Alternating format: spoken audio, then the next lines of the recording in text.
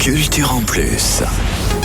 La réalisatrice de films et auteure Denise Gian sort un nouvel ouvrage aux éditions Favre, Messages d'alerte et de sagesse du peuple animal.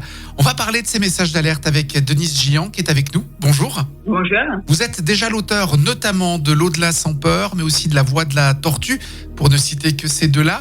Vous nous présentez ces messages d'alerte et de sagesse du peuple animal ? Alors, le projet a démarré juste avant la votation au sujet de l'élevage intensif, où Noël Galasso, qui est une des co-auteurs du livre, et moi, animé un séminaire en France, et on s'est dit, mais qu'est-ce qu'on peut faire pour la cause animale ? Comme réalisatrice ou médium, c'est pas évident.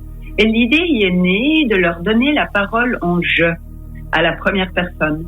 Parce que dans l'expérience de mes films, j'ai toujours remarqué que quand quelqu'un parle en jeu, évidemment, ça ouvre la sensibilité. Alors, on a démarré le projet, qui était d'abord un projet pour les réseaux sociaux, en invitant toute personne, soit à imaginer des messages animaliers, soit, si les gens avaient cette aptitude, à les canaliser en tant que médium ou communicateurs animaux. Et le mouvement a pris de l'ampleur et on s'est mis à canaliser, dispenser ces messages sur les réseaux sociaux.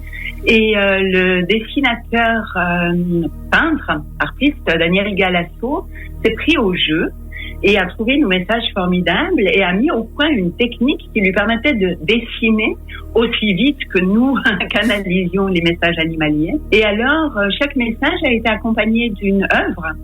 C'est un très très bon peintre.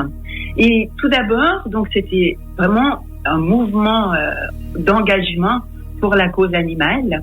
Et je me suis retrouvée ensuite avec une multitude de messages et ces magnifiques dessins, en me disant mais c'est trop dommage de pas les offrir aux lecteurs, au public.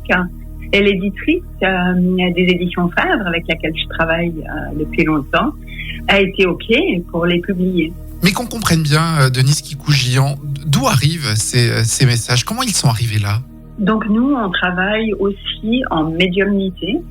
La médiumnité, c'est pouvoir communiquer avec un vivant, que ce soit un animal ou un humain, ou avec un défunt, que ce soit un animal ou un humain, d'âme à âme.